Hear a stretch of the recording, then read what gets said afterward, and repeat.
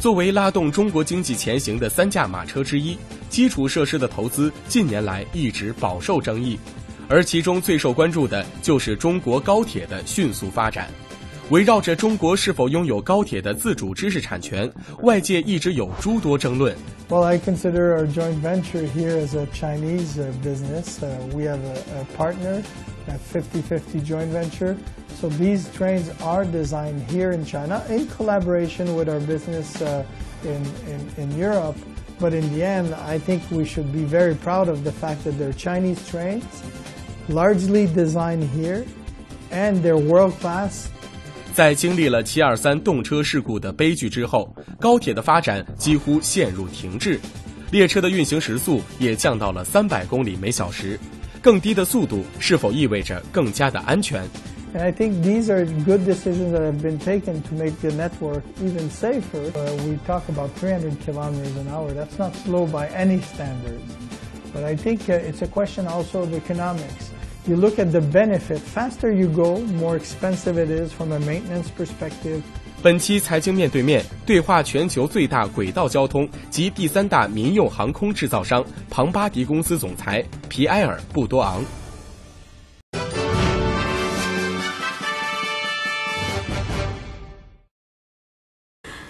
So do you come to China for this time by your own private plane? Yes, of course. This is my business, so we make the best private airplanes in the world, and I have the pleasure of using them when I come to China. But also for all the travels that I do, this is for me makes us so much more efficient to be able to travel across the world. So is it easy to get the permission to enter the Chinese airspace area for your plane? Well, you do have to have permission. You do have to have some landing slots, times to land. You do have to pre-plan, but China is more and more flexible at allowing business aircraft, and we see the market developing in a good way. And of course, I want to experience it, so when I talk to our customers, I know what I'm talking about. Yeah, so what do you want to tell your customer about this flight?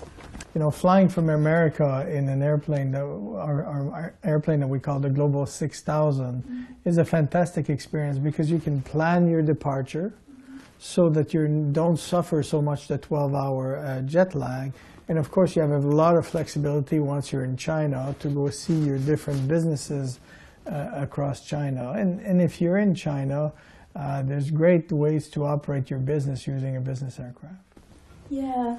But now there's still a lot of restrictions about the private flight in China. But China is ready to open the low-altitude airspace, you know that? Mm-hmm. What change do you expect for the next few years about China's private plane? Well, like everything else, China is doing the right things to make sure to develop the market step by step. There's already above 200 business jets in China in operation. About 75 of them are Bombardier airplanes, so we're gaining good market share. Today, it's still a little bit cumbersome to travel again through China because of restrictions on routes. And also the infrastructure that's in place for business aircraft is not quite up to world standards yet, but moving very fast. Things are changing very fast. If I look in the 5-year plan, there's going to be an additional 90 airports. 50 of them are brand new about, and 40 are going to be remodeled, converted. So with that, I see also new systems to allow better travel across China. So I think like everything else, it's getting better every year and progressing to be aligned with the volume of aircraft in this country. And it's like the infrastructure. If you look at the road infrastructure, just a few years back it wasn't so good. Today it's world class. I expect the same thing for air travel. So as you said, China is ready to have more airports, but there's also another thing that the general aviation for the private planes and business aircraft are not enough, and even the regional airports are far more less than US, right? Yeah, but the size of the fleet is not the same at this point. It's the same thing with commercial aircraft. At first, today we're seeing larger aircraft in China because there's not the appropriate infrastructure yet. But as the infrastructure is being developed, we will see the appearance of more regional aircraft so we can distribute the traffic through the day. The problem with big aircraft is everybody has to leave at one point and come back at one point because the airlines wants to fill the aircraft. But as the infrastructure gets better in China, we will see more regional aircraft and we will see more business aircraft, giving the possibility to the customers to leave at the time they want to do their business. Actually, some people worry about this situation. They said the civil aviation airport will be surplus and bring huge waste of money. Well, you know, I think what China's been very good at doing is putting the infrastructure in place so that they can address the upcoming volume of aircraft. So at the first, when you start with a new airport, if it's often built before there's a market developed, yes, the first few years financially are difficult. But you've been very good here at planning for the future. And what I see is that the infrastructure is being put in place for the next 20 years, not for the next 5 years. There's other places in the world where there's huge already fleets and nowhere to use them. I think that's far worse than having the proper infrastructure. And maybe the first few years are challenging because the business is not developed yet.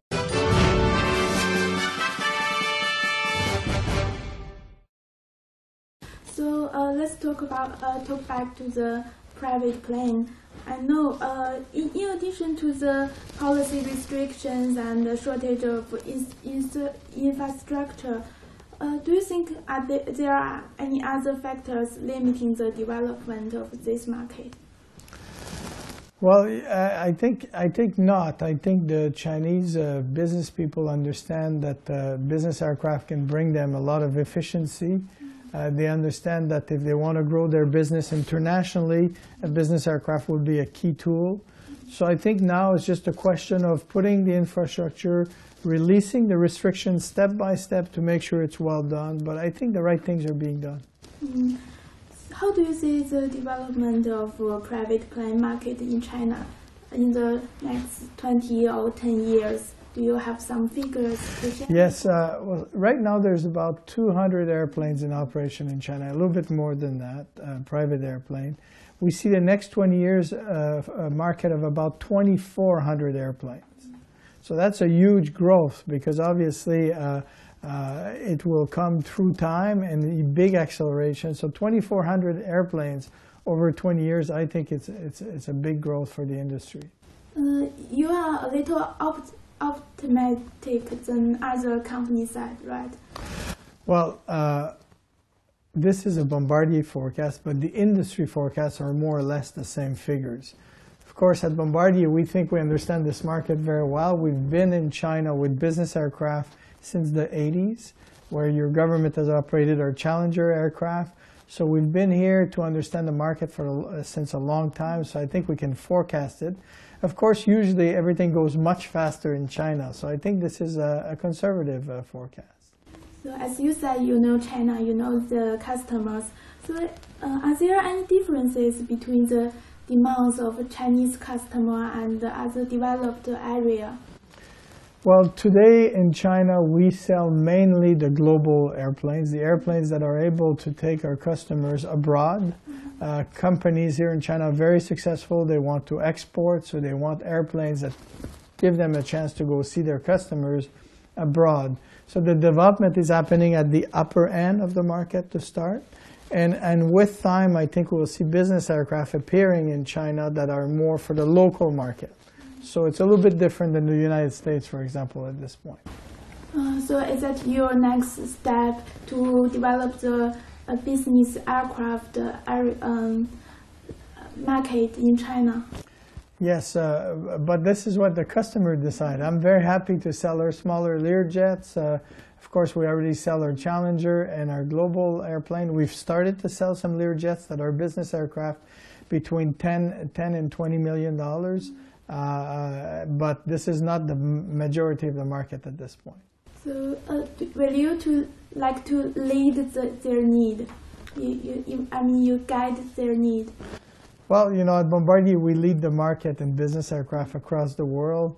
We think that we're always there when the market is ready to take a product. So it's a question of, yes, presenting the right product to the customer and developing the needs and explaining to local business why they could be more efficient. At the same time, there's a need for the local market of airports to get a little bit more efficient before there's a real demand locally. Do you think China is now needs those business aircraft now? China's customer? Well, business aircraft is always linked to the success of businesses. Business profits will result into sales of business aircraft. And I think in China, you've got thousands of successful business for export, but also a local market. So therefore, I believe that it's the time for business aircraft. Speak of the private plane, I heard some Chinese customers just want the best and the most expensive ones, but not regarding the economic efficiency. So is that true? No, what I said is that what we're selling right now in China, yes, it's the best, the biggest airplane, but it's not a question of efficiency when they make a decision. It's a question of having the right product for the job that they need to do. And what we're seeing here in China is that international business or international people that travel internationally want these, are buying business aircraft, so they need an aircraft that's capable to take them across the world. So I think they understand what they want to do with the aircraft and they're buying the right product. Your understanding of the private plane are very good, but not as lots of Chinese people.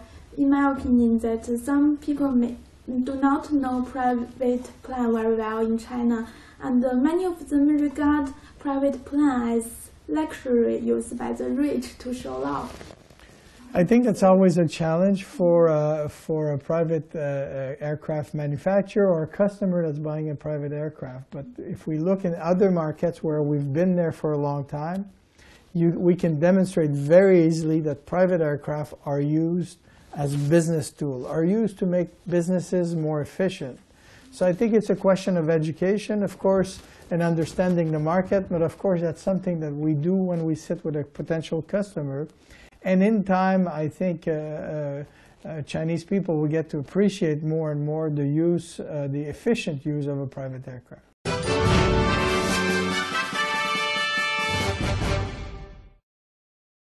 In China, some traditional airlines prefer large airplanes, but however, some triple-props are more effective for short flight.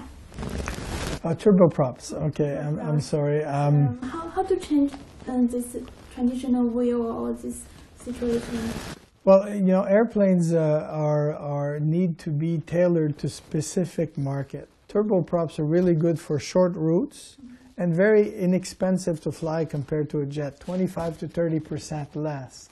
So as infrastructure develops in China and there's more airports, you will see the appearance of more specialized airplanes, turboprop for short range, regional jet for travel during the day to take people into the region.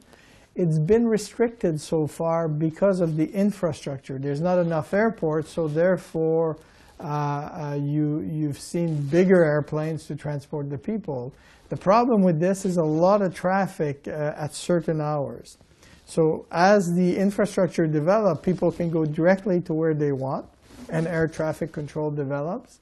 And also we can reduce traffic at peak hours and have more good distribution during the day. So I think it's a natural thing. Turboprop will appear in China in large volume, I believe. And you will see also regional jets develop as the infrastructure develops. So your advice is to build more airports? Well, to build the airport that is needed for the population of China to travel by air. And the government's already identified that as 90 airports planned in the next 5 years. Lots of renovations going on. So it's not my advice, it's what I read of the plan of China. So you agree with this plan because it is suitable for China's economic development? Yeah, absolutely. You want great economic development. You want to be more and more competitive on an international basis. You want to develop a local market. You need air infrastructure. This question is about your plan in China. Do you have a plan to invest or build any factory in China? For aerospace, because we're already here in the train business, we have 4,000 employees building trains in China. Sorry, for the aerospace. For the aerospace, what we've done so far is work with AVIC to make airplane components. And we've been very successful with our turboprop. The whole fuselage of the Q400, our biggest turboprop, is made here in China. Our new airplane, the C-Series, the fuselage would also be done in Shenyang. So a lot of success with local suppliers. For the time being, we don't have a plan to make our own manufacturing, but we want to work in partnership with AVIC or COMAC at developing the aerospace industry. So I heard that there's some years ago the AVIC want to have some joint venture company with you, but Bombardier just want to sell planes to China. You don't want to build or have some cooperation with this company. Is that true? Well, I think we have the deepest cooperation with AVIC than any other aerospace company, so we really favor cooperation with AVIC. A few years back, now we're going back quite some years, there was a demand to build a 50-passenger jet in China. We understand the market, and we saw the market develop for 50-passenger jet in the rest of the world, and we felt it was not the right aircraft, and in fact there would not be much demand because of the infrastructure that's in China at this point, because of some restrictions in the way airplanes fly in China. So what we had more of a disagreement was, let's not build a plane that will not sell in quantities in China. And in fact, the manufacturer that did it did not sell many airplanes. So I'm very positive and very open at building an airplane in China, but we have to build the right airplane for the market. Yeah, so it's not that you are so too proud to cooperate, but there's not the suitable airplane by that time. Right? Yeah, we collaborate we have the biggest export contracts with AVIC of any manufacturer. So we collaborate a lot. We transfer technology. We make sure that it's not only an assembly process, but we have a technology transfer agreement. We bring our own engineers to do things, but we want to do it in programs, airplane programs, that have lots of potential.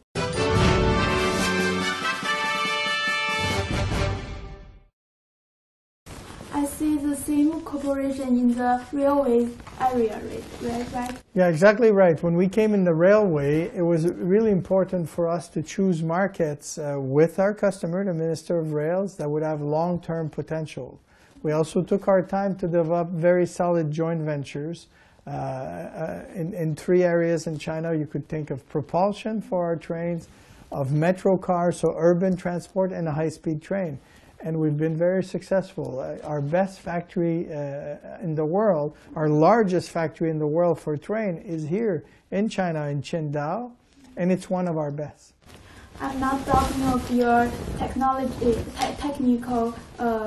But there's one thing that I'm wondering, that Bombardier has provided technical support to Chinese high-speed train. Mm-hmm.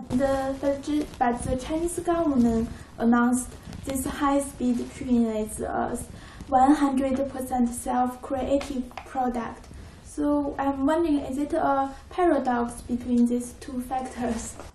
Well, I consider our joint venture here as a Chinese business. We have a partner, a 50-50 joint venture. So these trains are designed here in China in collaboration with our business in Europe.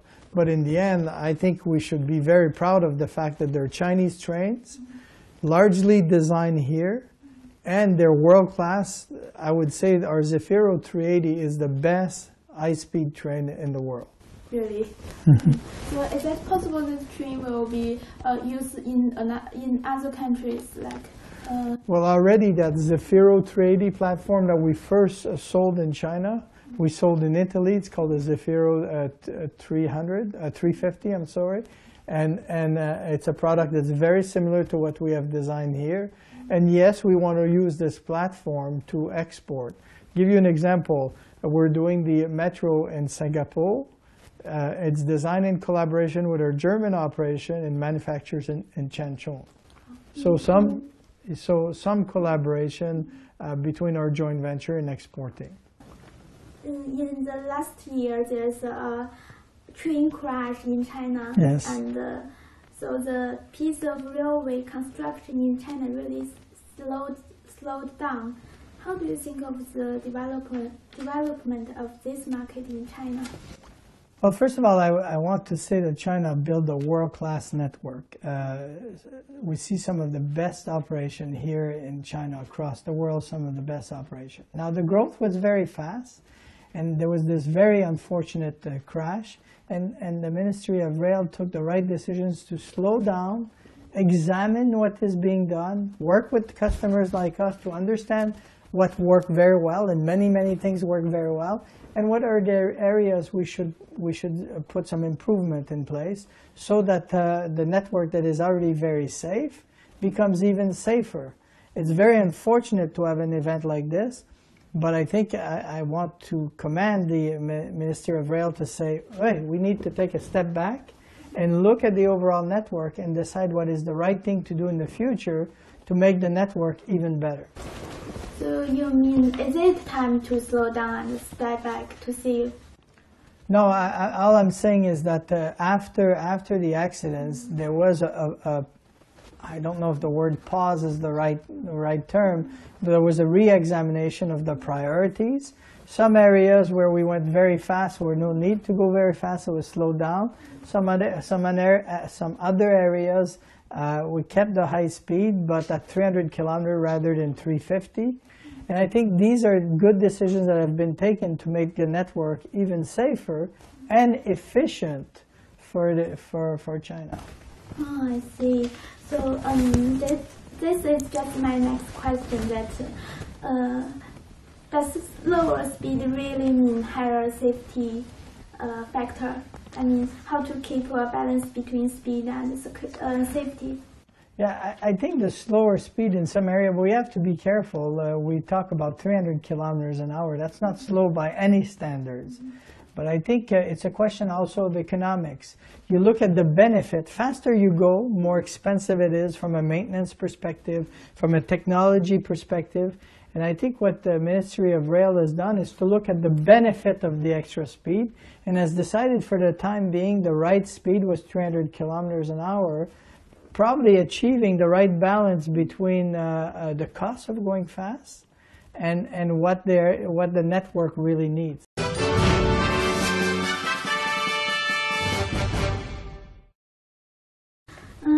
Talking to on September the 6th, China have approved many construction plans of rail transit, metro light trail in the cities all over China.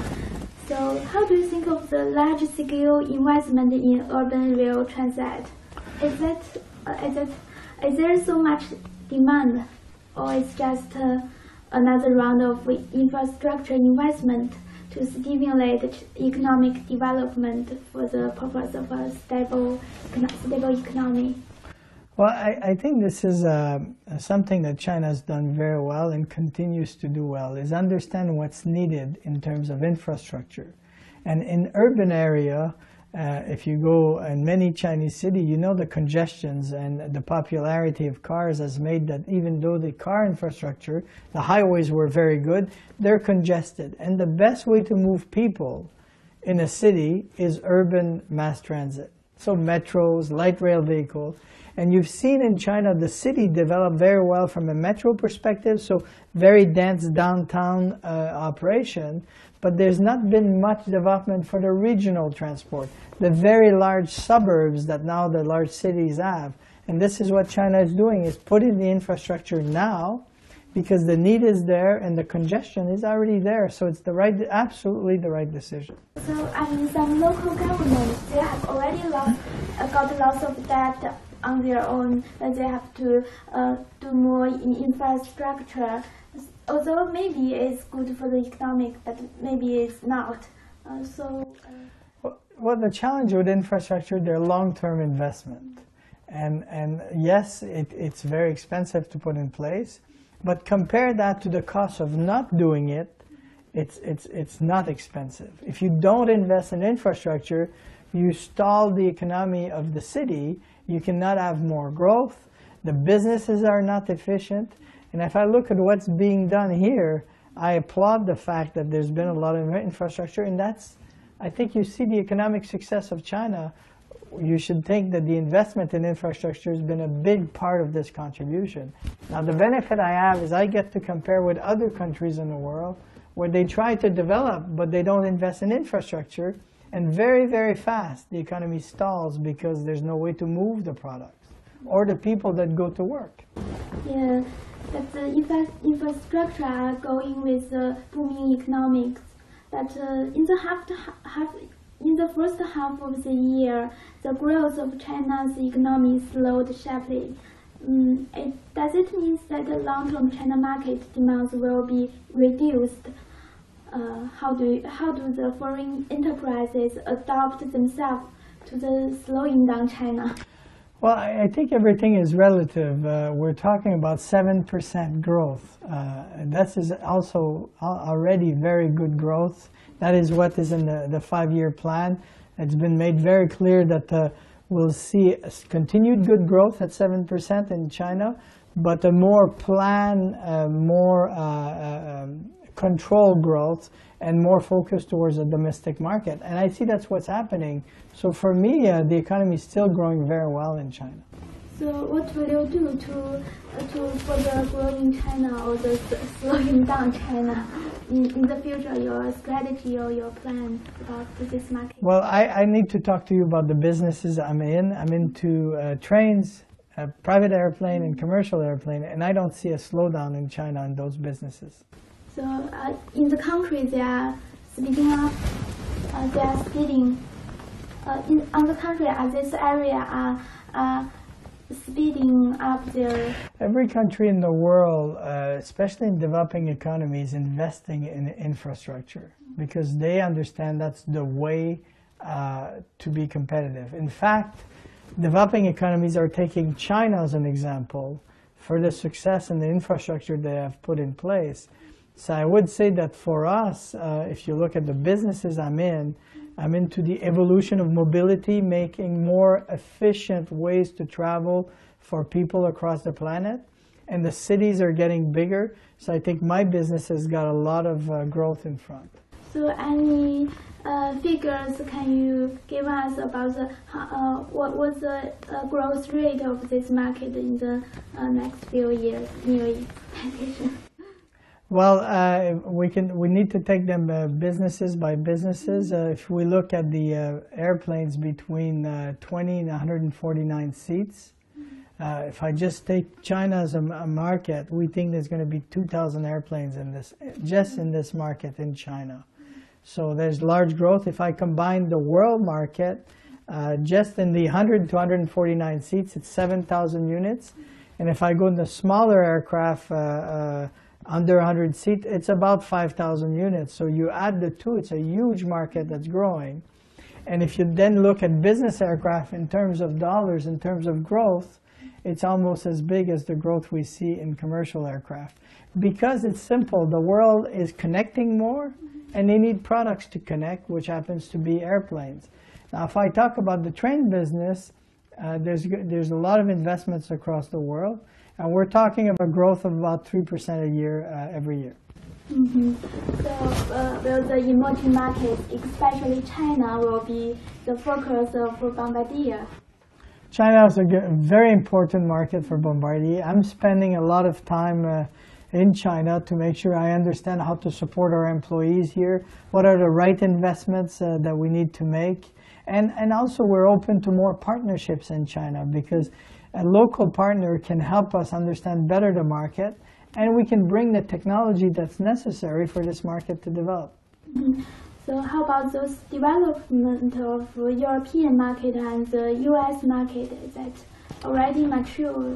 They're mature markets, but if I take Europe as an example from a train perspective, there's a lot of replacement to be made.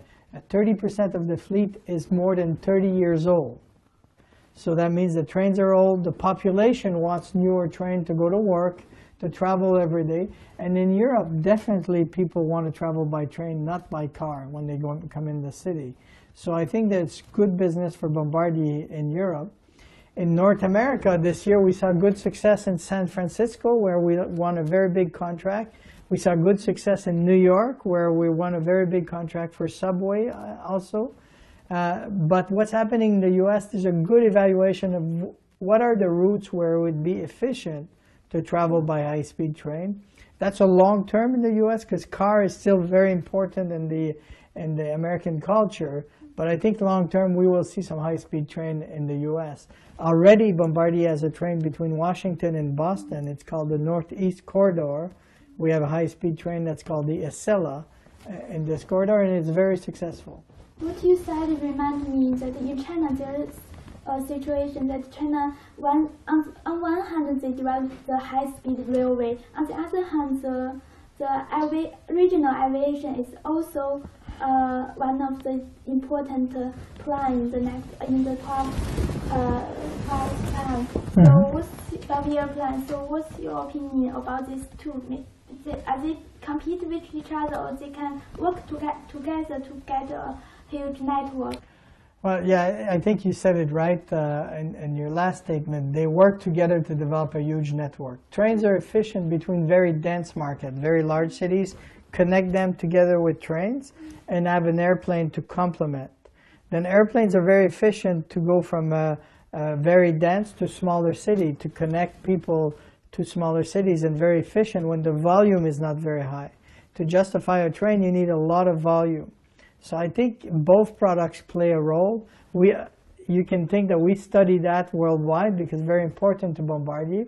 And in market where there's a very mature network in place of high-speed train, still the airplanes have played a very successful and very complementary role. I can take Japan as an example. I can take France as an example. So I expect the same thing out of China. And in China, you already have the world's largest high-speed network with above 6,000 kilometers of high-speed network. So I think already the market is ready to work in complementarity to the airplane business. So although we have the railway network, we still need the airplane to complete them, especially the regional airplane, right? Yes, of course.